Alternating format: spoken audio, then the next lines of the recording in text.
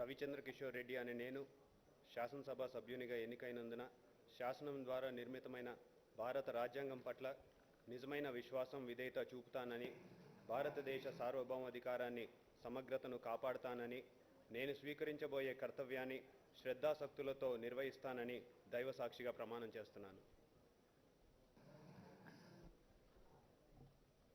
ఆంధ్రప్రదేశ్ శాసనసభ సభ్యుడినైన శిల్పా రవిచంద్ర కిషోర్ రెడ్డి అనే నేను సభా నియమాలకు కట్టుబడి ఉంటానని, వాటిని అనుసరిస్తానని, సభా మర్యాదలను పాటిస్తానని, సాంప్రదాయాలను గౌరవిస్తానని దైవసాక్షిగా ప్రమాణం చేస్తున్నాను.